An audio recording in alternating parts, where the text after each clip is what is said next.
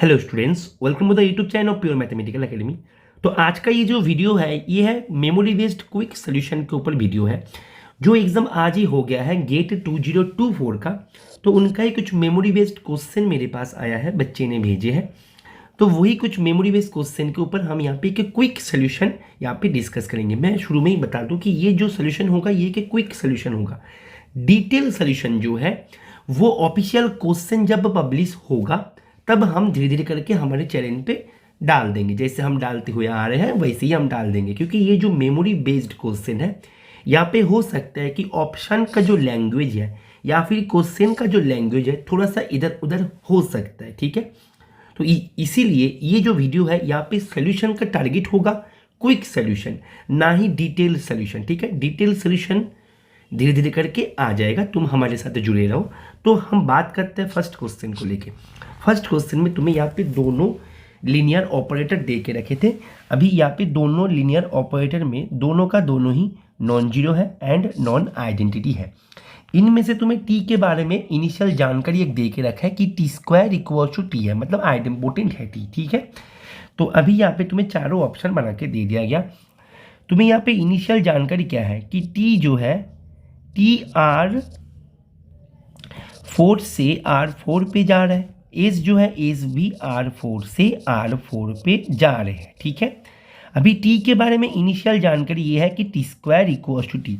अभी T and S दोनों का दोनों ही नॉन जीरो है एंड दोनों का दोनों ही नॉन आइडेंटिटी है। ये तो दोनों के ऊपर ही ये दे के रखा है कंडीशन। अभी टी के ऊपर एक एक्स्ट्रा कंडीशन दे के रखा है, ठीक है। अभी देखो ऑप्शन ए बोल रहा है कि टी होगा इन्वर्टेबल। अच्छा, मैंने यदि ऑप्शन ए में टी को मैंने ले लिया 1 0 0 0 0 0 0 0, बाकी ये जो है ये भी जीरो ये भी जीरो, तो ये जो मैट्रिक्स है ये matrix T square equal to T इसको सेटिस्फाई नहीं करेगा, करेगा ना। लेकिन इसका डिटर्मिनेंट क्या हो जाएगा, इसका डिटर्मिनेंट क्या हो जाएगा, मतलब ये जो टी है, टी जो मैट्रिक्स है, मतलब ये ट्रांसफॉर्मेशन के करस्पॉन्डिंग मैट्रिक्स की बात कर रहे हैं, ठीक है। यहाँ पे एक मैट्रिक्स साइन दे देना चाहिए था मुझे। तो ये जो मैट्रिक्स है इसका डिटर्मिनेंट हो जाएगा जीरो। अभी डिटर्मिनेंट जीरो होने पर वो इन्वर्टेबल नहीं होता, ये हमें पता है, ठीक है। अच्छा, अभी तुम देखो एक बात और, T square equals to T, that means T है आइडेम्पोटेंट। तो आइडेम्पोटेंट जो है that means X square minus X equals to zero. तो ये यदि एक एनहिलेटिंग पॉलिनोमियल हो जाए, ये यदि एक एनहिलेटिंग पॉलिनोमियल हो जाए, तो एनहिलेटिंग पॉलिनोमियल है ये टी का, तो इसका मिनिमल पॉलिनोमियल की बात में क्या करें, मिनिमल पॉलिनोमियल क्या होगा, एक्स या एक्स माइनस वन, या फिर दोनों का दोनों प्रोडक्ट रूप में आएगा, ठीक है। तो यदि एक्स हो जाए मिनिमल पॉलिनोमियल तो मैट्रिक्स बन जाएगा जीरो मैट्रिक्स, जो कि संभव नहीं है। यदि एक्स माइनस वन हो जाए मिनिमल पॉलिनोमियल तो मैट्रिक्स बन जाएगा आइडेंटिटी मैट्रिक्स, जो भी फिर से संभव नहीं है। तो इसका मिनिमल पॉलिनोमियल क्या हो जाएगा, मिनिमल पॉलिनोमियल ऑफ टी ये क्या हो जाएगा, x into x minus one. अभी minimal polynomial product of linear factors में आ रहा है, तो टी जो है टी तो ऑलवेज डायगोनलाइजेबल होगा, और वैसे भी आइडेम्पोटेंट मैट्रिक्स ऑलवेज डायगोनलाइजेबल होते ही है, ठीक है। तो टी होगा डायगोनलाइजेबल, ठीक है। तो दैट मीन्स ऑप्शन बी जो है, ऑप्शन बी यहाँ पे सही है। अभी देखो ऑप्शन सी बोल रहे कि टी होगा सिमिलर टू एस यदि एस के पास आइगन वैल्यू 0 एंड 1 हो जाए। अच्छा ठीक है, देख लेते हैं। अच्छा, टी का मिनिमल पॉलिनोमियल हमारे पास क्या आएगा, जो हमने अभी अभी डिस्कस किया। देखो कंप्लीट डिस्कशन जो है वो एग्जाम का जो पेपर है वो ऑफिशियली पब्लिश होने के बाद हम डिस्कस करेंगे, ये है क्विक सोल्यूशन, ठीक है। तो मिनिमल पॉलिनोमियल हमारे पास मिल गया ये, ठीक है। अभी मैंने एस जो है क्या बोल रहे कि एस के पास यदि आइगन वैल्यू 0 एंड 1 हो जाए तो टी जो है वो एस के सिमिलर होगा। अच्छा, एस का जो मिनिमल पॉलिनोमियल है, एस का मिनिमल पॉलिनोमियल मान लो। अच्छा, टी का यहाँ पे टी का कैरेक्टरिस्टिक पॉलिनोमियल भी हमें चूज करना है, तो हमने ये चूज कर लिया बस कि x cube x minus one. तो टी का Jordan canonical form JCF of T ये क्या बनेगा, बताओ मेरे को, 0 0 0 1, सभी पे जीरो सभी पे जीरो। तो यहाँ पे जीरो के करस्पॉन्डिंग ब्लॉक्स कितने बन रहे हैं, जीरो के करस्पॉन्डिंग 1 2 3 ब्लॉक्स बन रहे हैं एंड 1 के करस्पॉन्डिंग 1 ब्लॉक्स बन रहे हैं। अभी मैंने मान लो मिनिमल पॉलिनोमियल ऑफ एस को ऐसे चूज किया, x square X minus one, मैं चूज कर सकते हैं। इसका भी तो आइगन वैल्यू 0 एंड 1 है, है कि नहीं? ठीक है, मेरे को तो ये यहाँ पे एक बार भी नहीं बोला गया है ना कि इसके बारे में इसका मिनिमल पॉलिनोमियल मैं क्या लूंगा, कोई भी रिस्ट्रिक्शन दे के नहीं रखे थे मेरे को भी, है कि नहीं? ठीक है, तो एंड इसका कैरेक्टरिस्टिक पॉलिनोमियल जो है इसको मैंने मान लो चूज कर लिया ऐसे X square X minus one whole square. तो JCF ऑफ एस ये क्या होगा 0 1 0 0 0 0 0 0 0 0 1 0 0 0 0 1, है कि नहीं? क्लियर है या नहीं है? तो इसका ब्लॉक्स कितने बनेगा, 0 के करस्पॉन्डिंग 1, 1 के करस्पॉन्डिंग 1, 1 के करस्पॉन्डिंग 1। लेकिन ये दोनों सिमिलर होने पर जेसी फॉर्म जो है वो सेम आना चाहिए था, मतलब सेम सिमिलर ब्लॉक्स मिलना चाहिए था। लेकिन यहाँ पे 0 के करस्पॉन्डिंग ब्लॉक्स मिल रहा है 3 और यहाँ पे 0 के करस्पॉन्डिंग ब्लॉक्स मिल रहा है 1, तो ये तो सिमिलर नहीं हुआ ना, दैट मीन्स ये गलत है। अभी यहाँ पे बोल रहे हैं कि टी सिमिलर टू एस होगा यदि ए स्क्वायर इक्वल्स टू एस हो। अच्छा, मतलब ए स्क्वायर इक्वल्स टू एस हो, दैट मीन्स एस का मिनिमल पॉलिनोमियल के बारे में तुम्हें जानकारी दे दिया कि मिनिमल पॉलिनोमियल होना चाहिए x minus one, x into x minus one, sorry x into x minus one, and rank of T rank of S के बराबर। अभी देखो rank of T rank of S के बराबर, इसका मतलब क्या है, मैंने यदि रैंक ऑफ टी को पकड़ लिया, यहाँ पे रैंक ऑफ टी हो जाएगा number of non zero eigen values. ठीक है, अभी देखो एक बात ध्यान रखना कि rank of a linear transformation ये जो है ना, ये number of non zero eigen values के बराबर होगा ही होगा, ये ऑलवेज नहीं होता। जैसे मैं यदि बता दे 0 1 0 0, इसका number of non zero eigen value 0, मतलब कोई भी ऐसे आइगन वैल्यू नहीं है जो कि नॉन जीरो है, तो इसका रैंक ये स्टेटमेंट के अनुसार 0 आना चाहिए था, जबकि इसका रैंक है 1। तो यहाँ पे थोड़ा सा तुम्हें अलर्ट रहना है। यहाँ पे मैं एक अलर्ट साइन देते हैं कि ये जो स्टेटमेंट है, ये स्टेटमेंट तब लागू होता है जब टी जो है वो डायगोनलाइजेबल हो जाए। तो टी जो है, टी तो यहाँ पे डायगोनलाइजेबल है, that means rank of T जो है वो क्या हो जाएगा, number of non zero eigen values के बराबर हो जाएगा। ऐसे करके रैंक ऑफ एस जो है ये भी number of non zero eigen values के बराबर हो जाएगा। अभी दोनों का रैंक बराबर है, दैट मीन्स दोनों का रैंक बराबर है। इसका मतलब क्या है, इसका मतलब है इसके पास जितने सारे जीरोज है इसके पास भी उतने सारे से जीरो है, उतने सारे ही जीरो है। बात को समझ में आ रहा है कि नहीं आ रहा है? इसके पास यदि 1 जीरो है तो इसके पास भी 1 जीरो है, क्योंकि रैंक बराबर है ना। इसके पास यदि 2 जीरो आ गया ना तो इसका रैंक जो है ये बदल जाएगा। इसके पास यदि 2 जीरो है तो इसके पास भी 2 जीरो है। इसके पास यदि 3 जीरो है इसके पास भी 3 जीरो है। ऐसे करके मैं नॉन जीरो 1 का भी बात कर सकते हैं। कहने का मतलब यही है, दोनों का कैरेक्टरिस्टिक पॉलिनोमियल जो है वो भी सेम हो जाएगा।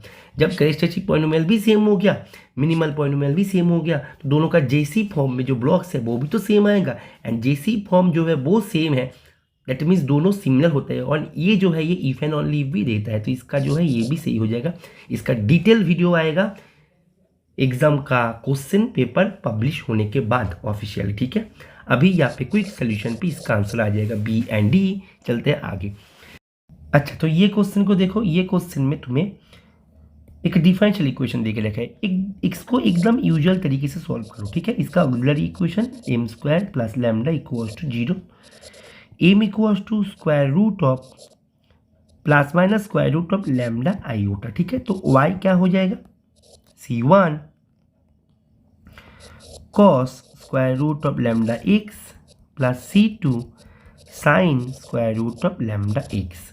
तो y डैश क्या हो जाएगा, y डैश हो जाएगा minus C1 square root of lambda sine square root of lambda x plus C2 square root of lambda cos square root of lambda x. ठीक है, अच्छा अभी देखो तुम्हारे पास कुछ इंफॉर्मेशन दे के रखा है, y 0 एंड y डैश 0 बराबर है, y pi and y dash pi बराबर है। तो y 0 equals to y dash 0, ये तुम्हारे पास गिवन इंफॉर्मेशन है। तो यहाँ से तुम्हें क्या पता लग रहा है, y 0 मीन्स y 0 होने पर ये पोर्शन ओमिट हो जाएगा, ये पोर्शन पे तुम्हें आएगा C1 एंड y डैश 0 से तुम्हें क्या मिलेगा, ये पोर्शन ओमिट हो जाएगा, ये पोर्शन से आएगा C2 square root of lambda. ठीक है, अच्छा अभी देखो वाई ऑफ पाई पे तुम्हें क्या देगा, y of pi equals to y dash pi, ये भी तुम्हारे पास गिवन है। तो y of pi means C1 cos of square root of lambda pi plus C2 sine of square root of lambda pi equals to y dash pi means minus C1 square root of lambda sine square root of lambda pi plus C2 square root of lambda cos square root of lambda pi. अभी देखो C2 square root of lambda जो है इसको हम C1 से replace कर देंगे, क्योंकि ये जानकारी हमारे पास ऑलरेडी प्राप्त हो गया। तो यहाँ पे C1 cos square root of lambda pi, C1 cos square root of lambda pi, इसको पहले कैंसिल करो तो हमारे पास क्या मिल गया, C2 sine square root of lambda pi equals to minus C1 square root of lambda sine square root of lambda pi. अभी देखो तुमने यदि लैम्डा इक्वल्स टू 1 पकड़ लो, ऑप्शन के चलते मैं बात कर रहा हूँ, लैम्डा इक्वल्स टू 1 पकड़ लेने पर ये तुम्हें देगा 0, ये भी तुम्हें देगा 0, तो left hand side right hand side बराबर हो रहा है। ठीक है, अभी तुमने यदि लैम्डा इक्वल्स टू क्या क्या था, 1 था, 2 था, 3 था, 4 था, तो लैम्डा इक्वल्स टू 2 पकड़ लो तो तुम्हें क्या देगा, C2 sine square root of 2 pi equals to C1 square root of minus square root of 2 sine square root of 2 pi, जो कि बराबर नहीं है, लेफ्ट हैंड राइट हैंड बराबर नहीं है। ऐसे करके लैम्डा इक्वल्स टू 3 जो है ये भी नहीं होगा, ये भी नहीं होगा, ये हो जाएगा। ठीक है, बात करते हैं लैम्डा इक्वल्स टू 4 को लेके। जब तुम लैम्डा इक्वल्स टू 4 करोगी तब देखो ये जो तुम्हें क्या देगा, square root of 4 means 2 pi, sine 2 pi 0 देता है, यहाँ पे भी साइन 2 पाई 0 देता है। ठीक है, तो यहाँ पे भी ये बराबर हो रहा है, तो ये भी हो जाएगा। इसका आंसर जो है आंसर हो जाएगा A एंड D। ठीक है, नेक्स्ट क्वेश्चन पे चले जाते हैं। नेक्स्ट ये जो क्वेश्चन है तुम्हारे पास एक इलिप्स दे के रखे। ठीक है, अभी देखो यहाँ पे तुम्हें ये बहुत ही ईजी क्वेश्चन है, ये कंटूर के अंदर तुम्हें यहाँ पे इसका इंटीग्रल निकालने के लिए बोला जाए, इसका वैल्यू निकालने के लिए बोला जाए। तो तुम यहाँ पे सिंगुलरिटी को चेक करो पहले, सिंगुलरिटी तुम्हें क्या मिलेगा, तो z equals to 2 plus minus square root of b square minus 4ac upon 2। ठीक है, तो ये तुम्हें मिलेगा 1 प्लस माइनस, यहाँ पे 4 आएगा ना तो 2 आएगा, तो 1 प्लस माइनस आयोटा ये आएगा। ठीक है, तो तुम इसको z square F of Z को, मैं यहाँ पे क्विक सोल्यूशन दे रहे, मैं डिटेल में नहीं कर रहे, z minus 1 plus iota, z minus 1 minus iota. ठीक है, अभी तुम रेसिड्यू निकालो of F at the point 1 plus iota. ठीक है, 1 प्लस आयोटा पे तुम पहले रेसिड्यू निकालो। ठीक है, चलो निकाल लेते हैं। तो limit z tends to 1 plus iota, z minus 1 plus iota, यहाँ पे z square upon z minus 1 plus iota, z minus 1 minus iota. ठीक है, ये कैंसिल हो गया, तुम्हारे पास क्या मिल गया कि 1 plus iota square upon 1 plus iota minus 1 minus करते हुए प्लस आयोटा, तुम्हारे पास मिल गया 1/2 आयोटा इंटू 2 आयोटा, ऐसे करके 1। जब तुम रेसिड्यू निकालोगे एफ का 1 माइनस आयोटा पॉइंट पे, ये भी तुम्हें 1 देगा। Then by applying Cauchy residue formula you will have 1 plus 1 into 2 pi iota, तो इसका आंसर आ जाएगा 4 पाई आयोटा। ठीक है,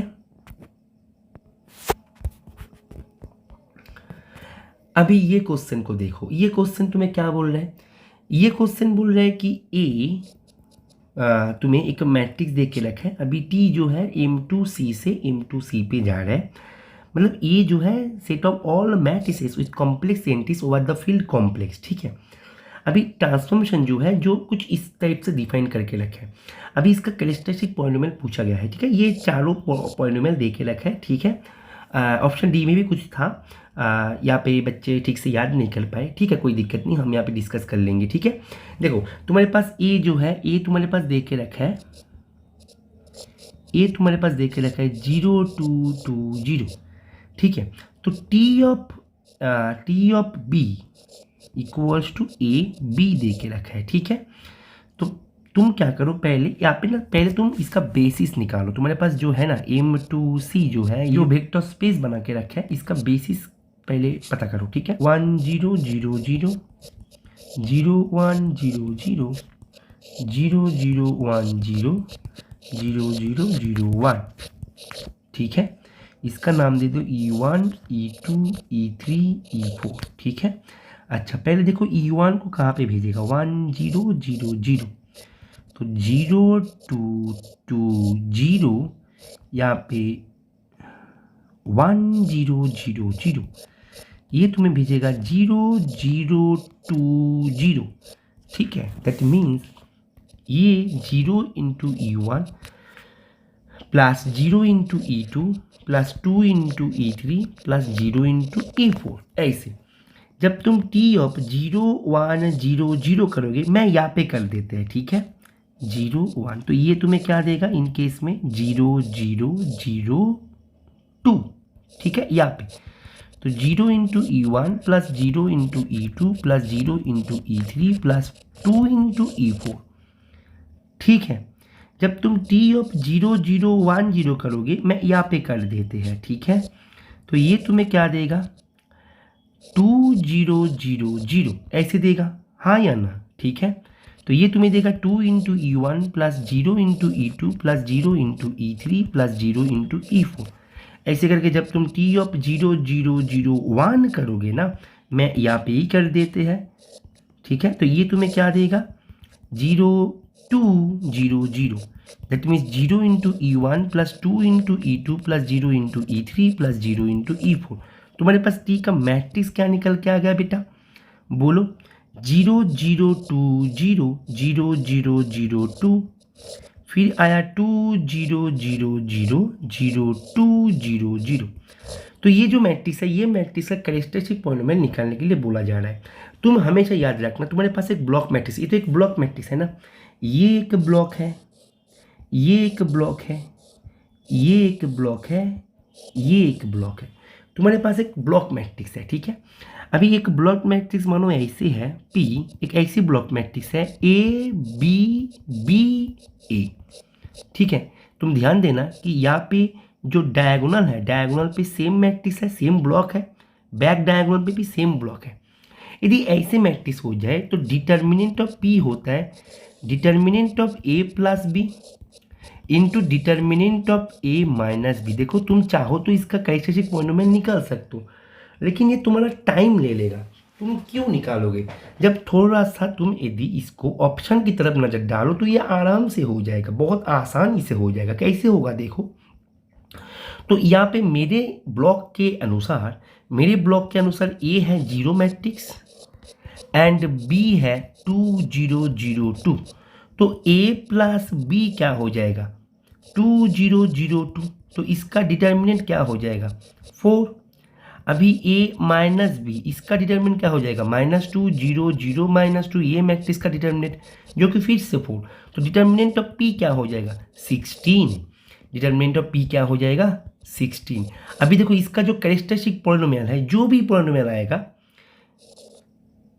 पॉलिनोमियल आएगा, मैंने भी ऐसे इसको लिखने की कोशिश करी x⁴, क्योंकि 4 डिग्री का ही पॉलिनोमियल आएगा, है ना, plus A3 x⁴ plus A2x² plus A1x plus A यहाँ पे नॉट इक्वल्स टू 0। ये कैरेक्टरिस्टिक इक्वेशन है, ठीक है।